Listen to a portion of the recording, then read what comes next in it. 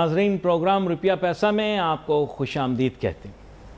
इस आने वाले बजट से लोगों ने बहुत सारी उम्मीदें जोड़ रखी हैं और बिलखुसूस वो जो कि नई गाड़ी ख़रीदना चाहते हैं उनके लिए ऐसा बताया जा रहा है कि बड़ी अच्छी ख़बरें होंगी। वैसे मैं आपको बता दूं कि जो भी ख़बर होगी आपके लिए बुरी ही होगी।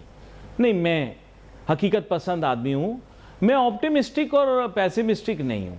खैर मैं आपको बताऊँगा क्यों। ये जो लोग होते हैं ना जो कहते हैं कि ऑप्टिमिस्टिक रहें, ऑप्टिमिज़म और हर चीज़ में मस्बत चीज़ें देखें जो हुकूमत में होते हैं ना वो कहते हैं हर वक्त मस्बत देखें। आपको याद होगा एक हुकूमत थी पीटीआई की, वो लोग हर वक्त कहते थे हमारे बारे में भला भला बोलो, ऑप्टिमिस्टिक, हमारे अलावा चॉइस ही क्या है, अल्टरनेटिव ही क्या है, और उन्होंने मईशत का बेड़ा कम गरक कर दिया। किन्होंने? पीटीआई वालों। आपको याद होगा जब भी मैं तनकीद शुरू करता था कि पीटीआई वालों ने पाकिस्तान की मईशत बर्बाद की है, फ़ौरन उनकी तरफ से सोशल मीडिया पर तनकीद के पहाड़ खड़े कर दिए जाते थे।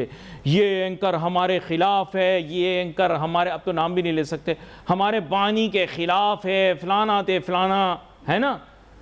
आपको याद होगा कि यार मस्बत, ऑप्टिमिस्टिक। तो मैं ऑप्टिमिज़म में कोई यकीन नहीं रखता भाई, ना तब रखता था ना अब रखता हूँ। मैं रियलिज़म में बिलीव करता हूँ, यानी हकीकत पसंदाना सोच में। ऑटो पॉलिसी को रिविजिट करना ज़रूरी है। हवाई बातें हमारे किसी काम की नहीं जब तक के किसी मंतकी अंजाम तक बात ना पहुंचे। आपने कमिटमेंट की कि 30% पाकिस्तान की गाड़ियां 2030 में ईवी हो जाएंगी। ठीक है, ईवी हो जाएंगी, ईवी इलेक्ट्रिक व्हीकल बन जाएंगी। आपको याद होगा इससे पहले, ईवी से पहले एक और था जीवी। ये जीवी क्या है? ये जीवी होती थी ग्रीन व्हीकल, और ग्रीन व्हीकल वो होती थी भाईजान जो चला करती थी सीएनजी पे। इतनी थर्ड क्लास पाकिस्तान की पॉलिसी थी हाइड्रोकार्बन मैनेजमेंट की कि हमने मुल्क के अंदर अरबों डॉलर अवाम का लगवा दिया सीएनजी किटों में। सर मैं ऑटो पॉलिसी की बात कर रहा हूँ भाईजान, जाग जाओ थोड़ा। ये तुम लोग पूरा दिन टिकटॉक देखते रहते हो, अब पिंकी आ गई, पूरा दिन पिंकी के पीछे भाग रहे हो। इससे पहले किसी और के पीछे भाग रहे थे, एसएसपी का बेटा, फिर उससे पॉइंट पे आया करो, इधर उधर नहीं घूम जाया करो। जीवी क्या है? ये जीवी भाईजान ये कहते थे जीवी पाकिस्तान, ये कहते थे कि ग्रीन व्हीकल पाकिस्तान के लिए बड़ी अच्छी है। फिर एक लम्हे में फैसले तब्दील कर दिए। पाकिस्तान ने जो हाइड्रोकार्बन की अपनी पॉलिसी मुरतब की थी वो बदल दी, और फिर उसके बाद अब सीएनजी किटें सारी बेकार हो गई, और उसके बाद एक रिवाइवल, एक नए तरीके से ऑटो पॉलिसी बन गई। तो हमारा कुछ नहीं पता हम क्या बना रहे हैं, क्या कर रहे हैं, क्या नहीं कर रहे हैं। कभी गर्दिशी कर्जों की बात करके 17 गीगावाट सोलर मंगवा लेते हैं, फिर सोलर आ जाने के बाद रोना शुरू कर देते हैं, ये किसने मंगवाया, ये कौन था, वो कौन था, कुछ समझ नहीं आती इनको, कुछ नहीं पता। यकीन करो कुछ नहीं पता। सर बड़ी गाड़ी में बैठ जाने से इंसान बदल नहीं जाता। मेरे उस्ताद ने बताया था कि अकल, शक्ल और दौलत का आपस में कोई ताल्लुक नहीं। खैर एनीवे, इस बारे में मजीद भी बात करेंगे, लेकिन अभी हमें ज्वाइन कर रहे हैं जनाब एहसन मेहनती साहब, किसी तारुफ के मोहताज नहीं, इक्तसादियात और मुआशियात के मौजू पर बड़ा गहरा तज्जिया करते हैं। वेलकम करता हूँ आपको सर शो में। Thank you. अब बात कुछ ऐसी है कि सर आज काफ़ी अरसे के बाद ऑटो पॉलिसी पे आपके साथ बात करूंगा। अब इसके बारे में हमें बहुत अच्छे ख्वाब दिखाए जा रहे हैं। एक तो हमें यह बताया जा रहा है कि ईवी पर टैक्सेस कम हो जाएंगे। मैं आपको लिख के बता रहा हूं कि टैक्स तो कम करेंगे, लेकिन लोकल मैन्युफैक्चरर को कभी भी उसके इंटरेस्ट को हार्म नहीं करेंगे। आप एग्री करते हैं या डिसएग्री करते हैं? देखें, यू आर राइट कि ये पूरी दुनिया के अंदर एक स्ट्रेटजी होती है कि लोकल जो इंडस्ट्री होती है उसकी ग्रोथ देनी होती है। ये जाहिर है इन्वेस्टर कॉन्फिडेंस के लिए भी इम्पोर्टेंट है। जो आने वाली इन्वेस्टमेंट होती है वो भी ये देखती है कि लोकल इंडस्ट्री अगर वो लगती है तो उसको किस तरह की प्रोटेक्शन मिलती है। सारी दुनिया के अंदर ये प्रोटेक्शन जो है वो दी जाती है। कुछ मुल्कों में ज़्यादा दी जाती है, कुछ में कम दी जाती है। बट क्योंकि हम जो है वो इस वक्त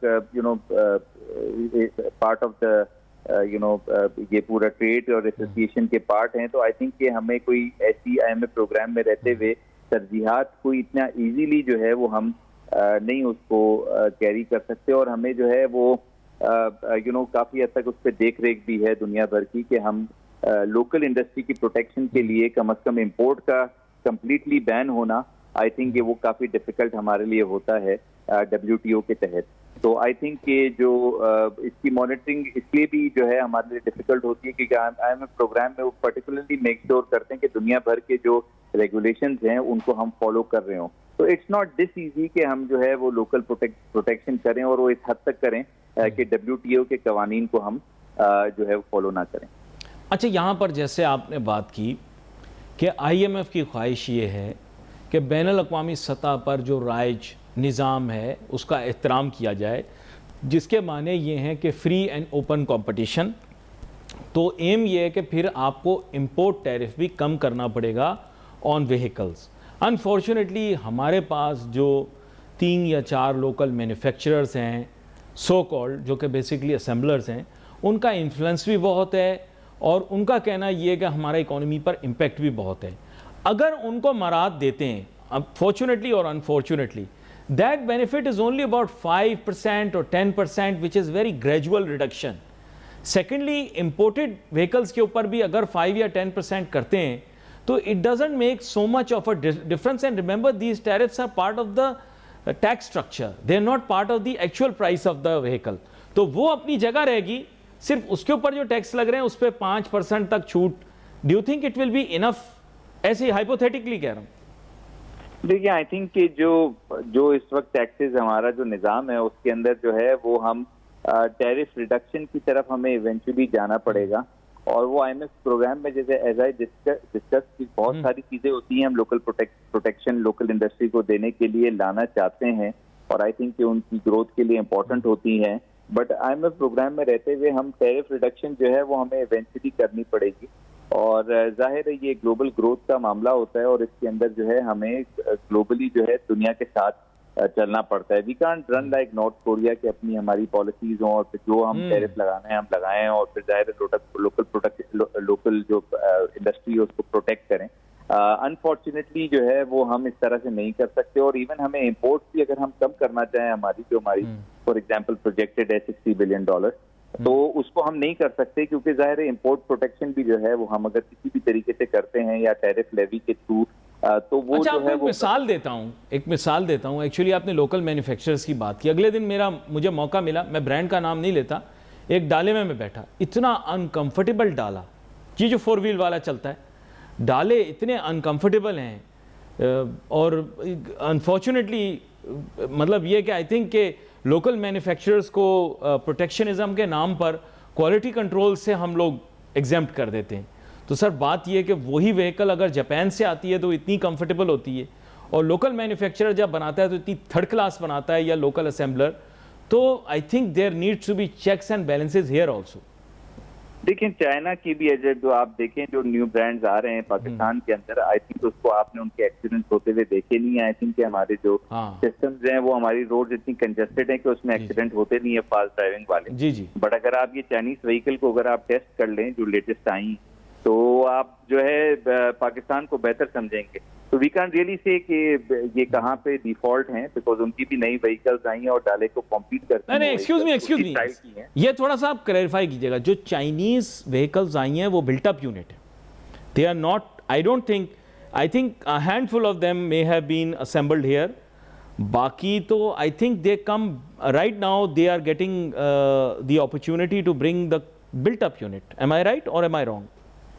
देखें, वो they don't come really like that. वो तो डिपेंड करता है कि सर्टेन मैन्युफैक्चरिंग पाकिस्तान में भी हो रही है BYD की, फिर सर्टेन जो है ऐसी भी हैं जो आप CBU की बात कर रहे हैं। आई थिंक कि वो डिपेंड करता है केस टू केस। बट मैं आप आइदर साइड में यही बात कर रहा हूँ कि आपने चाइनीज व्हीकल के अंदर की जो है वो क्वालिटी है और कुछ बहुत अच्छी है और कुछ बहुत अच्छी नहीं है। जी। तो यूजली नीड टू सी कि जो आउट परफॉर्मेंस है उसको हमें देखना पड़ेगा कि जो पाकिस्तान व्हीकल के अगेंस्ट में हम बात करा करते थे कि ये ट्रेडिशनल उनके फीचर्स हैं या शेप्स हैं, बट चाइना ने जो है वो ऐसी कुछ व्हीकल्स लेकर आए जो हाई क्वालिटी भी हैं तरह BYD और कुछ हाई क्वालिटी नहीं भी हैं।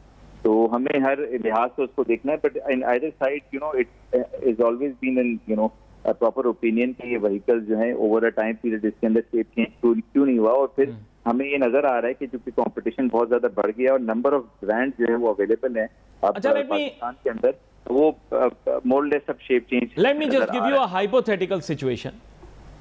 $30,000 in Pakistan buys you an entry level sedan, ठीक है सर, एक एंट्री लेवल सेडान आजकल आ रही है अबाउट $30,000 में, ठीक है। ये भी मैंने आपको कम पैसे बताए हैं, इसमें कभी ऑन टैक्स वगैरह दुनिया जहाँ की चीज़ें अगर शामिल कर दी जाएँ।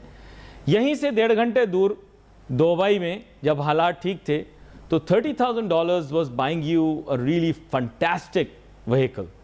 तो देखें, दिस इज क्या ये खुला तबादल नहीं है?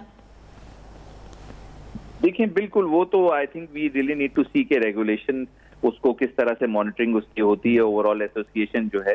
नहीं, लेकिन थर्ड क्लास गाड़ी चलाने से पाकिस्तान की इज्जत और शान कैसे बढ़ती है?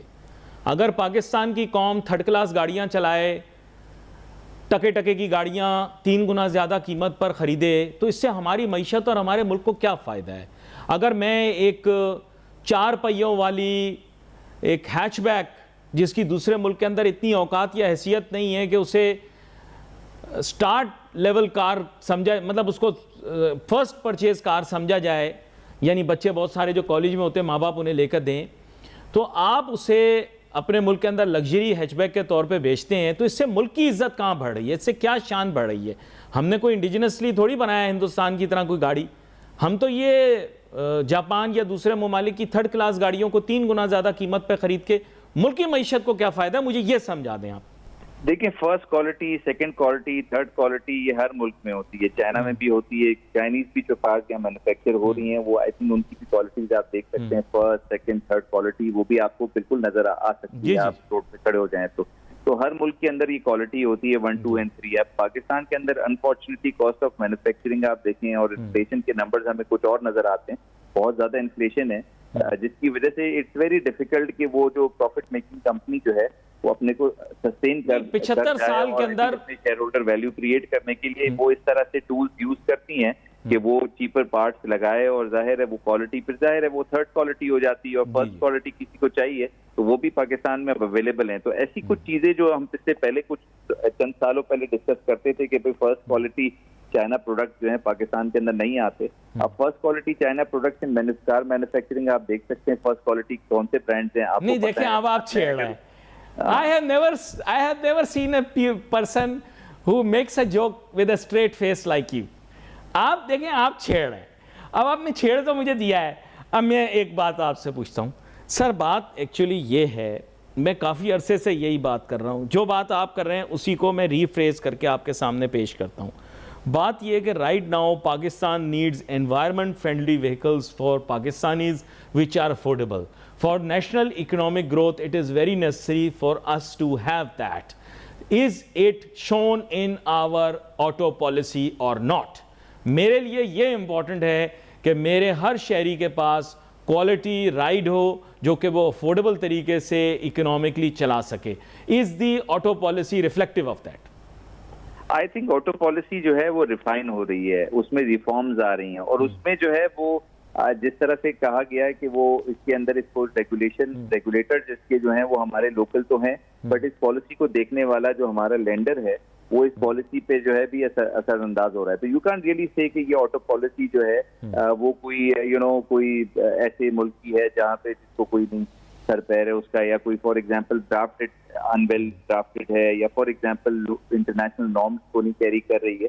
You can really say that because उसके ऊपर रेगुलेशन है। हमारी सारी डॉक्यूमेंट्स, बजट डॉक्यूमेंटेशन भी हमारी आप देखें कितनी प्रोफेशनल लगती है। आप बजट आएगा, आप पढ़े उसको तो आप दुनिया भर के बजट के साथ उसको कंपेयर कर सकते हैं ना। इस दर की कोई गलती नहीं होती है। इंटरनेशनल लॉ फर्म्स जो है इंगेज होती हैं उसको डेवलप करने के लिए। आप निकालें बजट के अंदर गलतियां, वेरी डिफिकल्ट के उसके अंदर निकले, क्योंकि इंटरनेशनल फर्म्स इन्वॉल्व हैं और इंटरनेशनल फर्म्स ना सिर्फ उसको बनाती हैं बल्कि जो है उसको रिव्यू करके जो है उसको इम्प्लीमेंट भी करवाती हैं।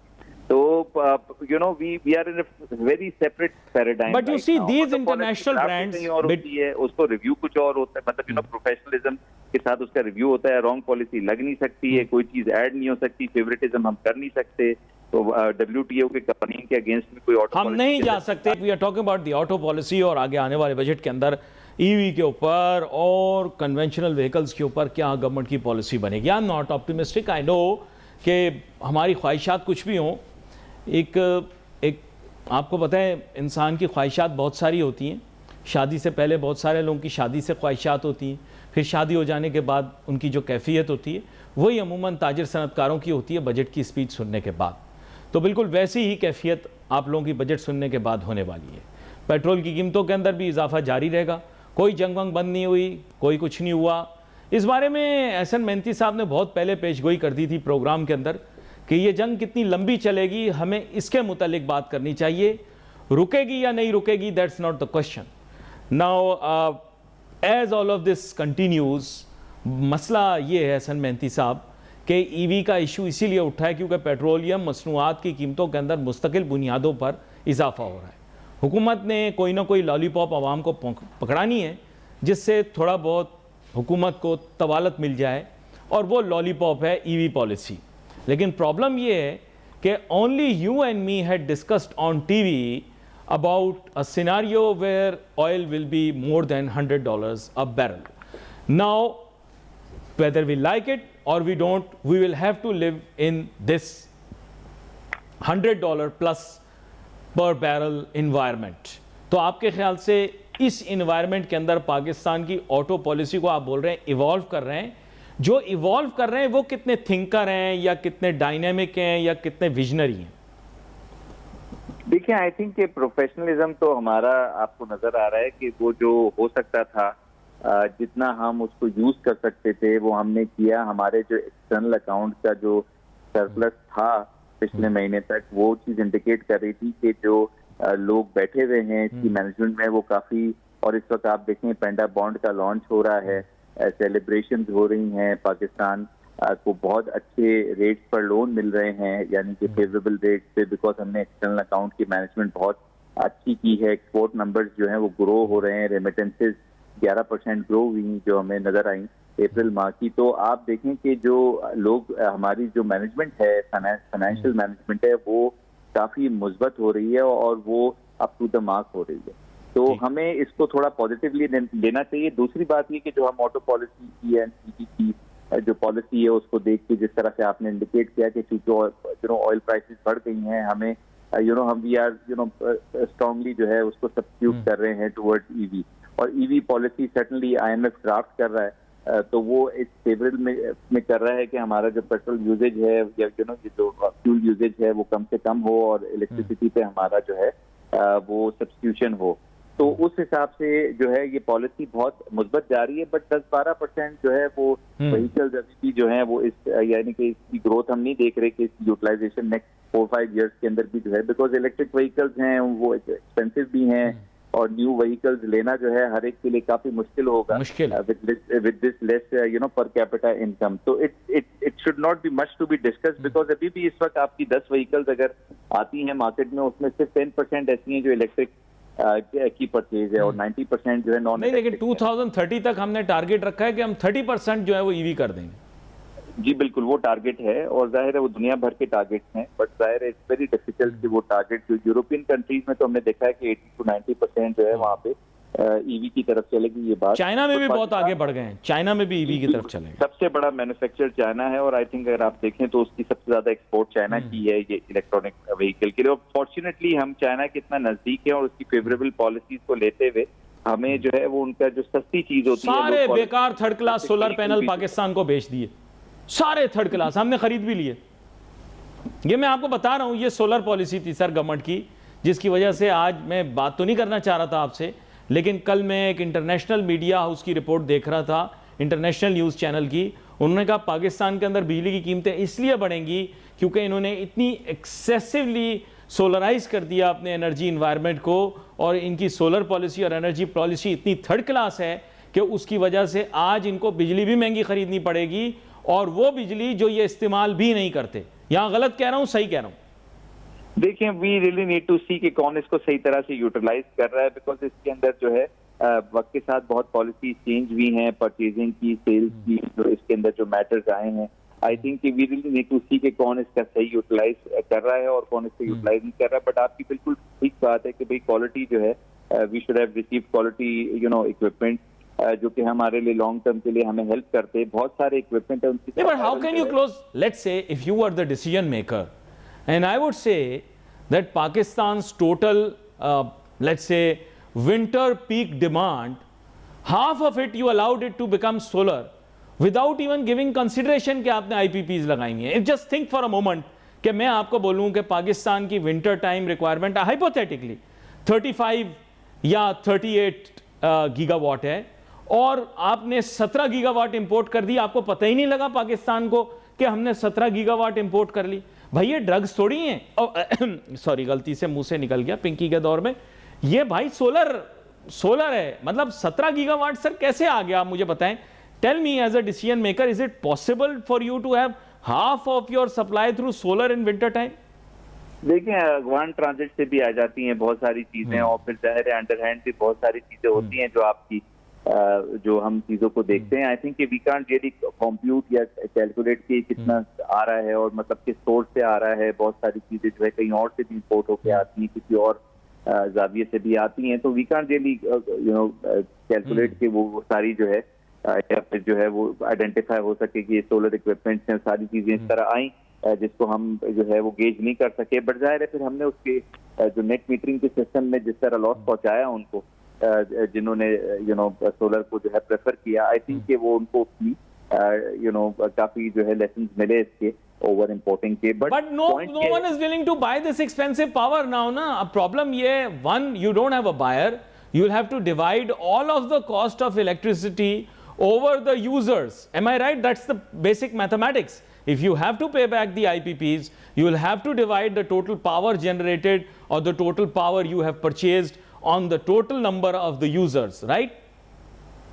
देखिए यू आर राइट, बट जिसको इसका बेनिफिट लेना था वो तो बहरहाल अपनी कॉस्टिंग के अंदर इसको एडजस्ट कर रहा है, और जिसको बेनिफिट लेना था वो ले भी रहा है। तो वी कांट रियली से कि सबको लॉस हुआ, बट जाहिर है 50% कंज्यूमर ऐसे होंगे जिनको कोई नेट मीटरिंग के जो फॉर्मूला चेंज हुए वक्त के साथ, और जो गवर्नमेंट की जो पॉलिसी थी या IMF भी जो है गवर्नमेंट को एडवाइस करते हैं, तो वी कांट रियली से कि जो गवर्नमेंट को एडवाइस, अब जैसे इस तरह से आप देख लें कि जो ट्रम्प के वॉर के टैक्टिक्स हैं वो मुझे और आपको लग रहे हैं कि वो इनडिसेंट है, या फॉर एग्जांपल वो लोअर लेवल के हैं या जो भी है, बट जाहिर है उसकी अपनी स्ट्रेटेजी है और प्रोफेशनल्स उसके साथ इन्वॉल्व हैं, तो we can really say that he is out of mind when he is saying something, he has a strategy. लेकिन फ्री मार्केट मैकेनिक्स ये कहती है कि if supply is more than demand then price is suppose to fall.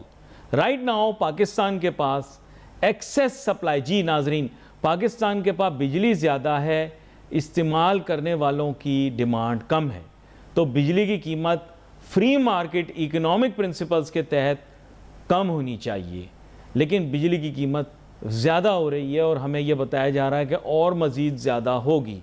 तो आप economics के प्रोफेसरों की सारी ज़िंदगी की पढ़ाई को क्यों तबाह करना चाह रहे हैं? यह मैं पूछना चाह रहा हूँ कि गवर्नमेंट ने किस फॉर्मूले के तहत ये चीज़ की है।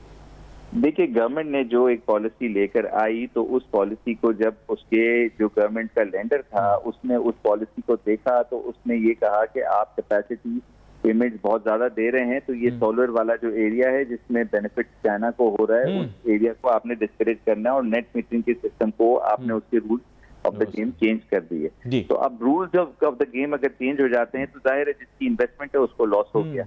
तो अब पॉइंट ये है कि मतलब गिवन द सिचुएशन हमें ये चीजों को देखना है कि जो हमारा लेंडर है वो हमारी पॉलिसी पे इन्फ्लुएंसिव है, तो हम उसको as a basis of government की नॉन कैपेसिटी टू थिंक के बेसिस पे हम उसको कह रहे हैं कि गवर्नमेंट की अपनी रिस्ट्रिक्शन ये है कि उसका लेंडर उसकी पॉलिसी को ड्राफ्ट कर रहा है। तो पहले वो पॉलिसी को जो उसने ड्राफ्ट किया उसमें इंकरेज कर रहा था वो कि जो सोलर है वो आ जाए, बट जब उसने देखा कि इसका बेनिफिट उसकी कॉम्पीटिंग कंट्री चाइना को हो रहा है, तो जाहिर है उसने पॉलिसी चेंज कर दी। आपके लेंडर ने जब पॉलिसी चेंज कर दी तो बजट्स को चेंज कर दिया और policy net metering policy change कर दी। तो we really need to think कि जो हमारी अपनी पॉलिसीज हैं वो खुद ड्राफ्ट हम नहीं कर सकते, हमारे लेंडर की परमिशन हमें लेनी पड़ती है। तो government had to change the statement, और वहां पर उसने नेट मीटरिंग के सिस्टम को चेंज किया और कैपेसिटी यूटिलाइजेशन लेकिन उसका अंडरलाइंग लॉजिक मैंने उनकी समझने की कोशिश की। उनका अंडरलाइंग लॉजिक ये है कि आप सर्कुलर डेट को पे ऑफ नहीं कर सकोगे क्योंकि आप सर्कुलर डेट के लिए जो कलेक्शंस करने की ज़रूरत है थ्रू पावर सेल्स, वो पॉसिबल नहीं होगी क्योंकि लोग सोलराइजेशन की तरफ चले गए, बिकॉज आपने सोलर को बहुत अट्रैक्टिव बना दिया है और conventional power which is being sold by power producers उसको आपने अनअट्रैक्टिव बना दिया है। तो इसलिए there is a chance that people will not buy from the grid, they will sell back to the grid और आपके पास और सप्लाई ग्लट तैयार हो जाएगा। आप पहले पैसे नहीं दे पा रहे हो, आप मजीद नहीं दे पाओगे। मतलब उनका एक फाइनेंशियल, जैसे आप समझ लें, एक व्यू है चीज़ों का, और वो फाइनेंशियल व्यू ये है कि if you want to pay the IPPs on time and don't want to make the circular debt unmanageable, तो आप जो हैं वो अभी ये पॉलिसी चेंज कर दें। ये मुझे उनकी लॉजिक समझ में आई। पता नहीं अगर इसमें कोई मेरे समझने में गलती है तो मुझे इस्लाह करें। नहीं, मेरा आपसे ये सवाल है इस पे कि इसमें गवर्नमेंट की क्या गलती है अगर उसका लेंडर उसकी जो पॉलिसी को चेंज कर देता है? बस सही है, ठीक है। नहीं, मैं तो I don't blame the government, I am just saying कि इस वक्त लेंडर का कहना ये था कि प्रॉब्लम जो है वो ये है कि आप सर्कुलर डेट मैनेज नहीं कर पा रहे हो। अगर आपने सर्कुलर डेट मैनेज करनी है तो आपको सोलर को इतना अट्रैक्टिव नहीं बनाना पड़ेगा, आपको सोलर की तरफ से लोगों को हटा के ग्रिड की तरफ लाना पड़ेगा। ये मतलब this is the view. I don't know इसमें मैं कितना समझ पाया कितना नहीं, जो अखबारों में मैंने पढ़ा समझा बता रहा हूँ आपको। जी, लेकिन लेंडर भी समझ रहा है ना चीजों को, वरना तो एट फर्स्ट लेंडर को ये डिस्करेज देनी चाहिए थी पॉलिसी के भाई solar is not allowed in this lending program. तो अब बात ये है कि उसने भी पहले जाने दिया जब उसने देखा कि कॉम्पिटिंग कंट्री जो है चाइना उसको बेनिफिट हो रहा है, उसकी फॉर एग्जाम्पल एक्सपोर्ट बढ़ रही है और पाकिस्तान को बेनिफिट हो रहा है, तो जाहिर है फिर कुछ उनके भी मेजर्स थे तो वो उन्होंने अपने मेजर्स लेना शुरू कर दिए। तो वी कांट रियली से, उनको भी समझ में नहीं आया, पहले उन्होंने अलाउ किया, बाद में उन्होंने देखा कि भाई ये तो बेनिफिट हो रहा है पाकिस्तान को, रोक दो। तो ये भी तो बहुत सारी चीजें होती है ना, because can't be run independent just for the sake of के जो हम एक सिस्टम से जो है निकल आए, एक फॉरेन पॉलिसी से निकल आए उसके साथ। तो आई थिंक इसको सारी चीजों को देख के चलना पड़ता है। ये तो जाहिर है लेंडर को देखना है कि कहाँ की परमिशंस उनको मिलती हैं और वक्त के साथ वो क्या चीज आइडेंटिफाई करते हैं कि हमें कोई एक्सेसिवली जो है नहीं बेनिफिट मिल जाए और हम जो है इंडिपेंडेंट हो जाए उनके साथ। अच्छा, एक बड़े मोहतात अंदाज में मैं आपसे पूछना चाहूँगा कि ये जो ईरान और इसराइल की जंग जारी है, इसकी वजह से पाकिस्तान के बजट पे किस हद तक इम्पैक्ट्स आएंगे या किस तरह के इम्पैक्ट्स आएंगे? जी देखिए, हमारे बजट के अंदर दो एरियाज हैं, जो कि एक एक्सटर्नल अकाउंट का है, वो हमने मैनेज कर लिया है। बॉन्ड्स हम एक जगह पे रीपेमेंट कर रहे हैं, फॉर एग्जांपल हमने यूएई की रीपेमेंट कर दी, फिर उसके बाद हमने जो है पेंडा बॉन्ड इशू कर दिए, तो एक जगह से, या फिर फॉर एग्जांपल सऊदी सपोर्ट आ गया, तो पैसे तो हमारे पास एक्सटर्नल तो बैलेंस सारा अपेरेंटली नजर आ रहा है। बजट के अंदर वही चीजें हैं कि भाई हमारी सोर्सिंग ऑफ डॉलर्स क्या होंगी, हो सकता है प्राइवेटाइजेशन को हम थोड़ा सा और तेज कर दें, और फिर जाहिर है उस प्राइवेटाइजेशन के लिए हम सऊदी गवर्नमेंट की तरफ भेज जाएं, रिफाइनरीज हैं, बहुत सारे $10 बिलियन की इन्वेस्टमेंट आनी है अंडर SIFC। आई थिंक कि वहाँ पे थोड़ा फोकस नजर आ रहा है कि एक्सटर्नल अकाउंट को मैनेज करने के लिए सऊदी इन्वेस्टमेंट पर जो है वो फोकस दिया जा सकता है और उसकी प्रोजेक्शंस भी की जा सकती हैं और कमिटमेंट भी किए जा सकते हैं। दूसरा फिस्कल साइड है। फिस्कल साइड तो हम वैसे ही 4% पर लिए हैं as a percent of GDP, जो हम फिस्कल डेफिसिट है, और हमारा प्राइमरी सरप्लस है। फॉर एग्जांपल हमारा बाइंग जितना हमें रीपेमेंट करनी पड़ती है, लोन रीपेमेंट करनी पड़ती है, उस से ज्यादा हम जो है पैसे की रेवेन्यू एक्यूमुलेट कर लेते हैं। तो उस हिसाब से बजट जो है कैन से कि ग्रोथ ओरिएंटेड होगा। 4% GDP ग्रोथ हमारा है। आई थिंक कि हमारे इकोनॉमिक नंबर्स इतने अच्छे हैं कि इवन इन दिस क्राइसिस जो कि हम देख रहे हैं, जियोपॉलिटिकल क्राइसिस है पूरी दुनिया में जो है, people are expecting great depression या रिसेशन, जो भी आप कहें, बट वी डोंट हैव, हमारी इसकी कोई अकाउंटिंग नहीं है रिसेशन की या डिप्रेशन। तो this is a good hope. Property prices locally बढ़ रही हैं क्योंकि जाहिर रेमिटेंसेस में 11% ग्रोथ है। तो वी कैन रियली से कि हमारे economic numbers out of hand है। We are strictly doing our best, और आई थिंक कि अवेलेबिलिटी ऑफ एनर्जी सप्लाईज भी नजर आ रही हैं, कम क्वांटिटी में आ रही हैं बट आ रही हैं। तो वी कैन रियली से कि गवर्नमेंट जो है वो फाल नहीं है। तो आप भी नजर आ रहा है कि इतनी अच्छी एफर्ट्स हैं और इतनी अच्छी परफॉर्मेंसेज हैं। जी, मैंने खुद सारे ऐसी जबरदस्त परफॉर्मेंस देखी है गवर्नमेंट की। कल जो इन्होंने कौमी खिताबात दिए हैं और जिसे कहते हैं लोगों को रिकग्नाइज किया है, लोगों की परफॉर्मेंस को, उससे पता लग रहा है कि हुकूमत की कारकर्दगी बहुत अच्छी है। मैं तमाम टीवी एंकर हजरात जिनको कल मेडल्स मिले हैं और तमगात मिले हैं उन सबको मुबारकबाद पेश करता हूँ। मेरे अंदर कोई हसद नहीं है, मैं सबकी खुशी में खुश हूँ और शामिल हूँ।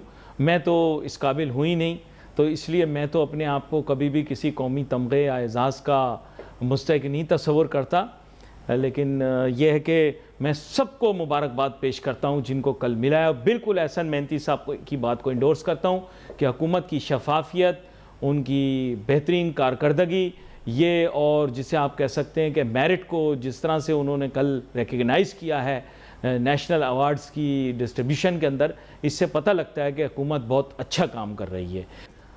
आने वाले बजट और हुकूमती पॉलिसियों के मुतल्लिक बात हो रही है। हुकूमत को बैठना है, सोचना है, समझना है, मुल्क के इंटरेस्ट को वॉच करना है, अफराद के इंटरेस्ट को वॉच नहीं करना है। कोशिश ये करनी है कि किसी तरह मुल्क का मईशत का पहिया तेज़ी से चले। Interest of individuals can not be put before the interest of the country, ये मेरा ख्याल है, और हमें इस चीज़ को समझते हुए पॉलिसियों को मरतब करना है। पाकिस्तान की एक अच्छी पॉलिसी होनी चाहिए जब मईशत की बात आए। हर सेक्टर, हर इंडस्ट्री के लिए आसानियाँ पैदा करनी चाहिए। अगर मराहत मिलें तो सबको मिलें, अगर आसानियाँ पैदा हों तो सबके लिए हों। इम्पोर्टर, एक्सपोर्टर, ताजिर, ये एक ही चीज़ तस्वर की जाती है। या आप लोग इम्पोर्टर को बुरा, एक्सपोर्टर को अच्छा कहते हैं, ये आपकी सोच है, क्योंकि आप लोगों को चीज़ों का पता ही नहीं है। जब टीचर पढ़ा रहा था आप बातों में मसरूफ़ थे। जिस मुल्क के अंदर जितनी तिजारत होती है उसके लिए अच्छी तस्वर की जाती है। और देखें, अगर मुस्तकबिल में लोग मजाक उड़ाते थे Pakistan is a trading state, Pakistan is a trading state, this is going to become a very good thing for us in the future. आप देख लीजिएगा इस बात, क्योंकि पाकिस्तान दुनिया भर की अशिया को अपने पास मंगवा कर एशिया के मुख्तलिफ ममालिक तक पहुँचा सकता है। ये पाकिस्तान की लोकेशन की खूबी है। आज जब आबना हरमुज़ बंद हो गई तो अब आपको अंदाज़ा हुआ कि पाकिस्तान और बहरा अरब और इस खित्ते की क्या अहमियत है। बहरा अरब की बात की ना आपने, लेकिन पाकिस्तान जो है उसको क्या क्या फ़ायदा हो सकता है ये अब आप आगे चल के देखिएगा, क्योंकि आप लोगों की विज़न बहुत महदूद है। इस वजह से बहुत सारी चीज़ों के मुतल्लिक आप समझ नहीं पाते। बहुत नैरो थिंकिंग के मालिक, टनल विज़न के मालिक लोग हैं। एक वक्त पर जो भी बात हो रही है उसके पीछे भागना शुरू कर देते। कभी सीपेक के पीछे भागना शुरू, कभी फ्रांस की जो एक एनर्जी डील थी उसके पीछे भागना शुरू, कभी किसी मुल्क के पीछे भागना शुरू, कभी किसी मुल्क के पीछे भागना शुरू। अपनी इंडिजिनस पॉलिसी बनाएं, अपनी पॉलिसी खुद मुरतब करें, अपनी माशी पॉलिसी ऐसी बनाएं कि वो मुल्क के फ़ायदे में हो। खैर, इस बारे में और भी मज़ीद हमारी गुफ्तगू जारी रहेगी। We wait for message on Facebook. Ali Nasir हमारी टीम को इजाज़त दीजिए। अल्लाह हाफिज़।